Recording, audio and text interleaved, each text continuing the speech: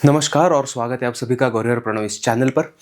इस बार ये कोई बुक रिव्यू का वीडियो नहीं है, लेकिन इस बार का ये जो वीडियो है ये है ओवरव्यू पूरे साल का, एक ईयर एंड रिव्यू की तरह की। इस साल कैसा रहा बुक रिव्यू के हिसाब से, इस बार की क्या ग्रोथ रही कंपेयर टू लास्ट ईयर। तो मैं कहना चाहूँगा कि मेरी ग्रोथ बुक पढ़ने के हिसाब से बहुत ज़्यादा हुई है इस साल।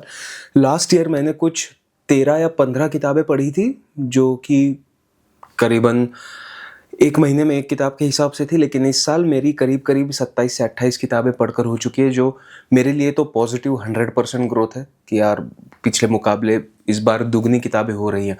तो मेरे लिए तो ये साल बहुत अच्छा रहा बुक के हिसाब से। आपकी क्या ग्रोथ रही? आपने इस साल कितनी किताबें पढ़ी? क्या हालात रहे आपके? आप ये मुझे इस वीडियो के कमेंट सेक्शन में ज़रूर बताएं।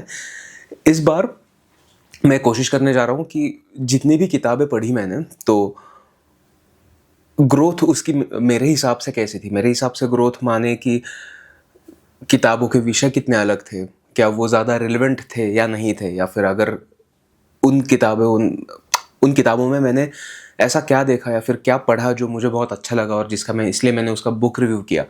तो ये सारे पॉइंट्स आज हम डिस्कस करेंगे। तो आज मैं एक बार आपको नाम बता देता हूँ कि मैंने कितनी किताबें पढ़ी है। तो पहली थी क्षण क्षण आयुष्य, उसके बाद your PM is dead, not without my daughter, before the coffee gets cold, Radheya, hidden Hindu 1 2 3 और सावरकर 1 2। मुझे सावरकर 1 2 पढ़ने के बाद थोड़ा सा प्राउड फील हुआ, क्योंकि सावरकर 1 एंड सावरकर 2 मिलके ना कुछ 1,500 पन्ने होते हैं, और मैंने इतनी बड़ी किताब इससे पहले कभी पढ़ी नहीं थी। उसके बाद मैंने वॉल्डन पढ़ी, जो बहुत ज़्यादा शिफ्ट था सावरकर से सीधा वॉल्डन तक। Beneath divided skies, Bahirji, the labyrinth of silence और द पॉज, ये मेरी दोस्तों की किताबें थी जो मैंने पढ़ी। मुझे वो पढ़ने का भी मौका मिला और मुझे खुशी है कि इस साल में उनकी भी किताबें आई, और आगे जाके मेरी भी एक किताब पब्लिश हुई जो गुमनाम थी। गुमनाम के मैंने बहुत ज़्यादा वीडियोज़ किए, और अगर गुमनाम मैंने किताब पढ़ी ऐसा मैं कहना चाहूँ तो मेरा अकाउंट बहुत बढ़ेगा, क्योंकि वो मैंने 13-14 बार पढ़ी थी। उसके बाद the silent patient, the kite runner, Hindus in Hindu Rashtra, Putin's playbook, never split the difference, murder house, fountainhead, Raja Ravi Varma और टारगेट आसाद शाह, जो अभी रिसेंटली मैंने जिसका रिव्यू किया। अगर आपको वो ये सारे बुक रिव्यूज़ अवेलेबल है इसी चैनल पर, तो अगर आप इनमें से किसी का भी बुक रिव्यू पढ़ना चाहते हो, आपको इसी चैनल पर एक प्लेलिस्ट है बुक रिव्यूज़ की, वहाँ पर ज़रूर मिल जाएंगे, आप ज़रूर पढ़िएगा। लास्ट ईयर भी मैंने जितनी किताबें पढ़ी थी उसका भी बुक रिव्यू मैंने कर दिया है, आप ज़रूर पढ़ सकते हैं। इनमें ना हर एक किताब से मैंने कुछ ना कुछ सीखा है, जैसे कि क्षण क्षण आयुष्य रहा या फिर मर्डर हाउस रहा। तो कम से कम शब्दों में ज़्यादा से ज़्यादा विदाउट एक्सप्लेनिंग सामने वाले को इमेजिन करने पर मजबूर करना, ये जो क्वालिटी थी ना, ये मैंने इन दोनों किताबों से सीखी है। बहुत बेहतरीन क्वालिटी है। अगर आप राइटर हो या फिर अगर आप राइटर भी नहीं हो, लेकिन आप पर्सनल लाइफ में भी कुछ अगर करना चाहते हो ना, कुछ बताना चाहते हो, तो कभी कभी हम अननेसेसरीली बहुत ज़्यादा एक्सप्लेन कर देते हैं, क्योंकि एक तो हमें लगता है कि यार लोगों को समझ में नहीं आ रहा होगा या फिर हम समझा नहीं पा रहे होंगे। तो ये जो हम अननेसेसरी बहुत ज़्यादा एक्सप्लेन करते हैं ना, ये कंट्रोल करना मैंने इससे सीखा। मैं कितना सक्सेसफुल रहा इस मामले में ये तो कहना मुश्किल है, ये तो सामने वाले ही बताए। मगर ये दो चीज़ें मैंने बहुत बेहतरीन तरीके से सीखी इसमें। योर पीएम इज़ डेड, मैं बहुत ज़्यादा क्यूरियस था इस किताब के लिए, इसलिए मैंने ये किताब पढ़ी थी। ये अनुज धर की किताब है, और मैंने उनके पॉडकास्ट पहले सुने थे। तो आप मानो या ना मानो, पिछले 10 सालों में ना अपने को कुछ ऐसे हिस्टोरिक फैक्ट्स देखने मिल रहे हैं जो इससे पहले हमें पता थे, लेकिन वो लोग बोलते नहीं थे।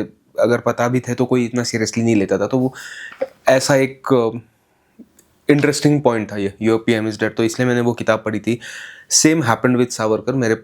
मुझे इससे पहले इतना ज़्यादा पता भी नहीं था शायद, या फिर ज़्यादा अवेयरनेस नहीं रही होगी, लेकिन सावरकर पढ़ने का इंटरेस्ट मुझे इसी साल आया। तो मैंने इस साल दोनों किताबें ली और पढ़ी, जो बहुत इंस्पायरिंग है एक तरीके से। अगर आप पर्सनल लाइफ में कुछ लेना चाहते हो ना उस किताब से, तो मैं तो यही कहूँगा कि अगर आपने कुछ ठानी है करने की, तो आप वो करोगे। बस ये एक पॉइंट है जो आपने उस बुक से लेना चाहिए, उस कैरेक्टर से लेना चाहिए। उनकी पोइट्री, उनका जीने का ढंग, वो मुझे बहुत ज़्यादा इम्पैक्ट कर गया। मैं बहुत प्रभावित हुआ हूँ उन बातों से। Before the coffee gets cold, ये बहुत इंटरेस्टिंग किताब रही है, बहुत इंटरेस्टिंग नावल रही है, क्योंकि हमने साइंस फिक्शन या फिर टाइम ट्रैवल की बहुत सारी नॉवेल्स पढ़ी हैं या फिर कहानियाँ सुनी है, मूवीज़ देखी है, लेकिन इस किताब में जितने प्यार से वो पॉइंट मराठी में बोलते हैं हाताळला है, मतलब जितने प्यार से उसे संभाला गया है ना, जितने प्यार से उस स्टोरी को या फिर उस कॉन्सेप्ट को तराशा गया है, ये बहुत ही सुंदर है। आप इमेजिन नहीं करोगे कि ऐसी किसी स्टोरी में ऐसे तरीके से इतनी रोमांटिसाइज नहीं किया है उस बात को, लेकिन जेंटली उसे हैंडल किया है ना कि आपको मज़ा आ जाता है वो स्टोरीज पढ़ने में। वो है टाइम ट्रैवल की stories, to be very frank, लेकिन वो जिस तरीके से उन्होंने किया है ना वो बहुत सुंदर है। अगर आपको चांस मिले तो before the coffee gets cold ज़रूर पढ़िएगा। राधेय ये बुक, नेक्स्ट बुक जो मैंने पढ़ी थी ये कर्ण पर थी, और कर्ण पर इससे पहले ज़्यादा मैंने, जितना हमने सीरियल्स में देखा है उतना ही है, और हमें पता है वो एक अंडरडॉग की स्टोरी है, तो फिर वो हमें पढ़ने में हमेशा इंटरेस्ट भी आता है। लेकिन उसका एक इमोशनल एंगल ना, एज अ फिक्शन उसे पढ़ना मेरे लिए बहुत बहुत अभूतपूर्व था। मुझे बहुत मज़ा आया ये किताब पढ़ने में। ये मराठी में है और इसका आई गेस अब हिंदी और इंग्लिश ट्रांसलेशंस भी हो चुका है, तो अवेलेबल है ये किताब इंग्लिश में भी। अगर आपको चांस मिले तो ज़रूर पढ़िएगा। और हिडन हिंदू 1 2 3 मैंने सेम अक्षत गुप्ता के बहुत सारे पॉडकास्ट देखे थे, बहुत बार सुना था उनका नाम, तो मुझे ये किताब पढ़नी थी। इसमें ना इमेजिनेशन को रियलिटी से लिंक करके, और imagination as in mythological stories का इमेजिनेशन जो हमने पुराणों में और ग्रंथों में पढ़ा है, उसका आगे का पार्ट आज की दुनिया में क्या होगा ऐसा इमेजिन करके अगर आप कुछ ढूंढने की कोशिश करो तो आपने हिडन हिंदू 1 2 3 ज़रूर पढ़नी चाहिए। वो इस हिसाब से, इस तरीके से बहुत अच्छी सीरीज़ है टू अंडरस्टैंड। कभी कभी मुझे लगता है कि उसमें बहुत सारे पॉइंट्स उसमें एक साथ मिक्स करने की कोशिश की गई है, जिसकी वजह से थर्ड पार्ट बहुत ज़्यादा इमेजिनरी हो जाता है, and you have to accept कि ये इमेजिनरी ही है, वरना फिर आप उसे डाइजेस्ट नहीं कर पाओगे। तो hidden Hindu is a good one. Savarkar, जैसे मैंने बोला 1 2 मैंने बहुत इंटरेस्टिंगली पढ़ी थी। वॉल्डन, सावरकर के बाद सडनली वॉल्डन पढ़ना मेरे लिए स्विच था। एक शख्स है जो अपने राष्ट्र के लिए जान दे रहा है, और सडनली एक शख्स है जो बोल रहा है कि मुझे आपके राष्ट्र, रिलीजन या फिर किसी भी बात में सब्सक्राइब ही नहीं करना है मुझे आपको। I am not subscribed for, मैं अपना जीना चाहता हूँ और मैं अपना जीऊँगा। तो ये जो फिलोसॉफिकल स्विच था ये बहुत ये ट्रांजिशन ही बहुत बेहतरीन था। बेहतरीन एज इन शॉकिंग था मेरे लिए खुद के लिए, तो मुझे वो डाइजेस्ट करने में थोड़ा टाइम लगा। लेकिन वॉल्डन भी उतनी ही सुंदर किताब है, उतनी ही सुंदर उनकी फिलोसॉफी है, खूबसूरत है। इट्स वॉल्डन से इंस्पायर हुए थे गांधी जी, ऐसा वॉल्डन ने, आई गेस वॉल्डन ने क्लेम किया था। तो ये नॉन वायलेंस का बहुत प्रैक्टिकल अप्रोच है वॉल्डन का। अगर आपको चांस मिले, सॉरी वॉल्डन का है नहीं, वॉल्डन ये किताब है जो थोरो ने लिखी है, हेनरी डेविड थोरो। तो अगर आपको चांस मिले तो आप ज़रूर पढ़िएगा, आपको पसंद आएगी।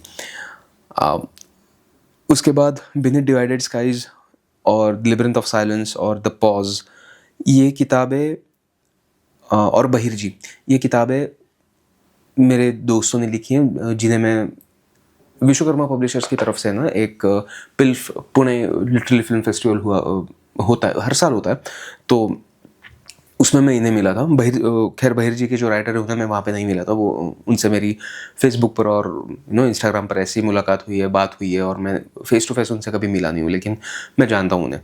तो लेकिन द बीनीथ डिवाइडेड स्काईज और द लेबिरिंथ ऑफ साइलेंस और द पॉज, इनकी जो राइटर्स हैं, ये जो लेखिकाएँ हैं, ये बहुत सुंदर व्यक्तिमत्व हैं ये तीनों, और उनकी लिखी कहानियाँ पढ़ने में मुझे सही में मज़ा आया। इनकी कहानियाँ उतनी ही डीप भी है। द पॉज कोविड के वक्त की घटनाओं पर आधारित, ऑफ कोर्स फिक्शन है ऑफ कोर्स, लेकिन सुनने में, और छोटी छोटी कहानियाँ हैं लेकिन आपको सुनने में, पढ़ने में बहुत मज़ा आएगा। द लेबिरिंथ ऑफ साइलेंस एक ऐसे शख्स की कहानी है जो कुछ बोल नहीं पाती, लेकिन her actions will say each and every word she meant. तो ये भी एक बहुत सुंदर सी एक कहानी है जो आपको पढ़नी चाहिए, मैं कहूँगा। और beneath divided skies is about the partition, और उस पार्टीशन के वक्त दोनों बॉर्डर के इस पार उस पार दोनों वक्त जगहों पे जब कुछ अत्याचार हुए थे, अन्याय हुआ था औरतों पर, तो उस पर एक शख्स ने या फिर एक छोटी ऑर्गेनाइजेशन ने क्या कदम उठाए थे उन औरतों को बचाने के लिए, उस औरत ने क्या कदम उठाए थे, इस पर कहानी बेस्ड है। इस कहानी के बहुत से घटनाएं सच है, लेकिन इस कहानी के जो कैरेक्टर्स हैं वो फिक्शन है, ऐसा मुझे लगता है। आप कहानी पढ़िए और आप खुद डिसाइड करिए कि इसमें से आपको क्या सच लगता है और क्या फिक्शन लगता है। इसके बाद द काइट रनर, ये भी बहुत बहुत बहुत सुंदर नावल है ये। मैंने उनकी दूसरी नॉवेल्स पढ़ी नहीं, मुझे 1000 स्प्लेंडेड सन्स भी पढ़नी है एक्चुअली, लेकिन the kite runner is unique. मैंने सुना है कि उसकी मूवी भी है, मैंने उस मूवी के ट्रेलर्स भी देखे हैं, लेकिन मूवी से भी बेटर है कि आप उसकी किताब ही पढ़ो। वो किताब, वो कहानी, वो कैरेक्टर्स आपके साथ ज़्यादा देर रहते हैं और आप पर कुछ इम्पैक्ट होता है, पॉजिटिव इम्पैक्ट होता है। तो द काइट रनर ज़रूर पढ़िएगा। The silent patient, it's a good book. उस वक्त इसका असर बहुत रहा था मुझ पर, लेकिन साइलेंट पेशेंट का बाद में अगर मैं सोचने जाऊँ कि आज, अब उसे पढ़कर कुछ 5-6 महीने हो चुके होंगे, तो आज मुझ पर क्या असर हुआ या फिर क्या मुझे उससे कुछ बहुत बढ़िया इनपुट मिला कि मैं जीवन से कुछ सीख गया हूँ, ऐसा कुछ नहीं है। लेकिन वो इट्स अ साइकोलॉजिकल थ्रिलर, तो फिर जिन्हें साइकोलॉजिकल थ्रिलर पढ़ना पसंद है ना, उन्हें बहुत पसंद आएगी। इसमें राइटर जानता है कि उसकी ऑडियंस को कैसे कैद रखना है आखिर तक और आखिरी वर्ड तक। तो डिस्क्लेमर यही है कि आप पहले आखिरी पन्ना ना पढ़ें, सारा मज़ा किरकिरा हो जाएगा। लेकिन आप अगर पूरी सीक्वेंस में पढ़ने की कोशिश करेंगे इसे, तो बहुत सुंदर नॉवल है, आप ये ज़रूर पढ़िएगा। ट्यूसडेज विद मोरी, ये तो फिलोसॉफिकल फिक्शन है पूरा, फिक्शन नहीं, अब ये it's based on real events, तो फिर ये फिक्शन भी नहीं बोल सकते। लेकिन Tuesdays with Mori is another beautiful work, तो आप इसे ज़रूर पढ़िएगा। ये आपको, आप डरना छोड़ दोगे। ये जो हम हमेशा जीते हुए सोचते हैं ना कि यार अगर ऐसा हुआ तो क्या होगा, कल को हम गुजर गए तो क्या होगा, उसका क्या होगा, ऐसा क्या, ऐसा कुछ नहीं आएगा आपको, कोई मन में सवाल ही नहीं रहेगा अगर आप ये किताब पढ़ लो एक बार। तो ये किताब एक उस शख्स की है जिसे पता है कि वो एक साथ नहीं मरेगा, वो धीरे धीरे मरेगा, और वो शख्स प्रोफेसर रह चुका है उसके कॉलेज में। अब उसका एक फेवरेट स्टूडेंट है जो उसे हर मंगलवार मिलने आता है, एंड इसलिए Tuesday with Mori. Mori is the character जो गुजरने वाला है और जो जानता है कि वो गुजरने वाला है। तो आप ये ज़रूर पढ़िएगा, आपको मज़ा आएगा। हिंदूज इन हिंदू राष्ट्र एक आई ओपनर था मेरे लिए, in terms of an citizen जो इंडिया में रहता है।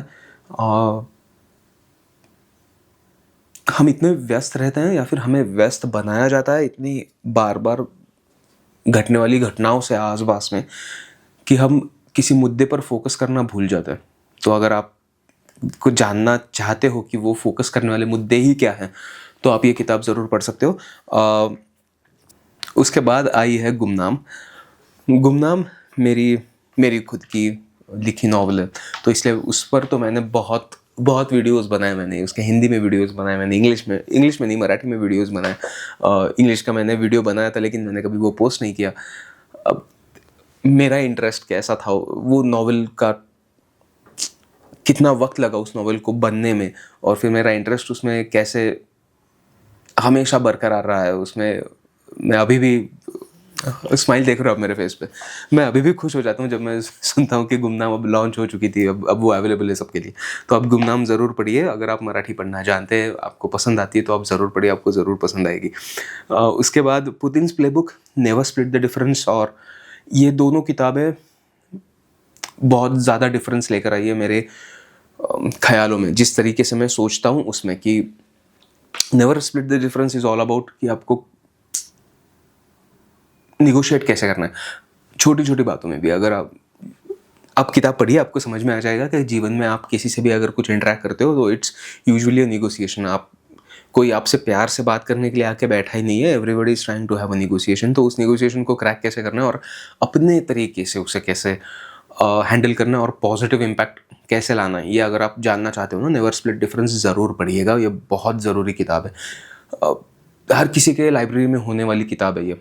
हम देखते हैं ना, कुछ किताबें होती है जो हर किसी के पास होनी चाहिए, ये इट्स वन ऑफ दोज। इससे आपको आर्टिस्टिकली, फिलोसॉफिकली कोई इंपॉर्टेंस नहीं बढ़ेगा इसका, मैं अभी बता देता हूँ। लेकिन प्रैक्टिकल लाइफ में मैं बहुत कम सेल्फ हेल्प बुक्स पढ़ता हूँ, और ये it's one of the best self help books I will say, in terms of negotiating, या फिर लोगों के साथ कैसे बात करनी है, अपना काम कैसे निकलवाना है, अगर आप यही देखना चाहते हो तो। पुतिन्स प्लेबुक पढ़ना ज़रूरी है, क्योंकि हमें जियोपॉलिटिकल कोई इतना इंटरेस्ट देता नहीं है, इतना ध्यान नहीं देता है जियोपॉलिटिकल इश्यूज़ पर, और स्पेसिफिकली अगर वो इंडिया का ना हो और अगर हम इंडिया में रह रहे हो तो हमें कोई लेना देना नहीं है रशिया और यूएस का क्या हो रहा है एक दूसरे के साथ। हम बस सुनते आ रहे हैं और गजब टाइम से सुनते आ रहे हैं कि 1950s में भी था, 60s में भी था, वर्ल्ड वॉर 2 के बाद चलता ही आ रहा है कि रशिया यूएस कुछ उनका कुछ तो है, पता नहीं क्या है। तो ये जो पता नहीं क्या है वाली बात है ना, या फिर वो कुछ तो है में भी स्मार्ट लीडर होने से क्या फ़र्क पड़ता है, ये अगर आप जानना चाहते हो तो आप ये पुतिन्स प्लेबुक ज़रूर पढ़िए। आपको समझ में आ जाएगा कि वन ऑफ द कंट्रीज़ में, दुनिया भर में, एक लीडर का सोचने का तरीका क्या हो सकता है, और वो लीडर ऐसा है जो खुद केजीबी में, मतलब उस देश की इंटेलिजेंस एजेंसीज़ में काम कर चुका है।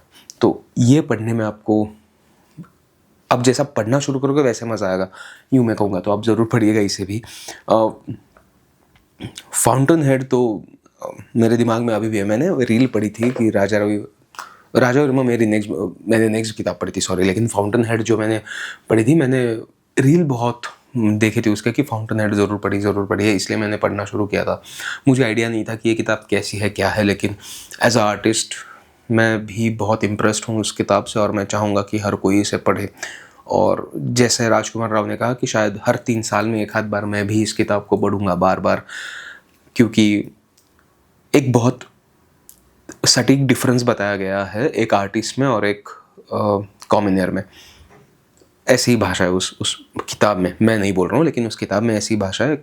2 तरीके के लोग होते हैं, एक क्रिएटर्स होते हैं और दूसरे फॉलोअर्स होते हैं। तो ये जो डिफरेंस है ये याद रखने जैसा डिफरेंस है, क्योंकि इन दोनों के बीच में बहुत फेंट लाइन है, वो शेड्स फेंट हो जाते हैं और बीच में एक बहुत फेंट लाइन है, तो आपको समझ में नहीं आता कि आप कब कहाँ से कहाँ जा रहे हो। तो अगर आपको अवेयर रहना है खुद के तरीके के ऊपर, तो फिर आप ये फाउंटेन हेड ज़रूर पढ़िए। उसके बाद मैंने पढ़ी थी राजा रवि वर्मा, वो बहुत सुंदर किताब है। राजा रवि वर्मा एक पेंटर रह चुके हैं इंडिया में, जिन्होंने इंडियन पेंटिंग्स और माइथोलॉजिकल कैरेक्टर के ऊपर पेंटिंग करना शुरू किया और उसे फेमस भी किया था। उनकी वजह से इंडियन पेंटिंग एक ऐसा एक ब्रांच ओपन हो गई पेंटिंग की। तो ये जो उनकी जर्नी थी, उनकी लाइफ जर्नी थी, वो as a fiction novel Ranjit Desai ji ने बताने की कोशिश की है हम सबको। तो वो इंग्लिश में भी अवेलेबल है, और अगर आप उसका वीडियो देखोगे ना तो आप वहाँ पे मैंने डिस्क्रिप्शन भी दी है। मैं मोस्टली किताबों के डिस्क्रिप्शंस देता हूँ, लेकिन अगर मैं भूल जाऊँ तो आप मुझे वो याद भी दिला देते हो, तो thank you so much for that. आपको ये सारे बुक्स हैं, इन सब के रिव्यूज़ आपको मिलेंगे मेरे चैनल पर अवेलेबल है, और वहाँ पर आपको डिस्क्रिप्शन में भी लिंक मिलेगी जहाँ से आप वो किताब खरीद सकते हो।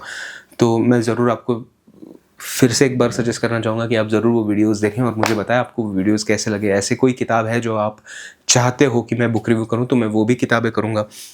मुझे कमेंट सेक्शंस में बहुत ज़्यादा सजेशंस भी आते हैं कि आप ये किताब आपने पढ़ी है, कि आप वो एक बार पढ़ के देखिए, तो वो कतार में है। बहुत ज़्यादा किताबें बची है मेरे पास, तो मैं किताबें पढ़ रहा हूँ और वो भी किताबों का बुक रिव्यू ज़रूर करूँगा, और मैं आपके सामने वो किताबें और उनका रिव्यू भी ज़रूर लाऊंगा।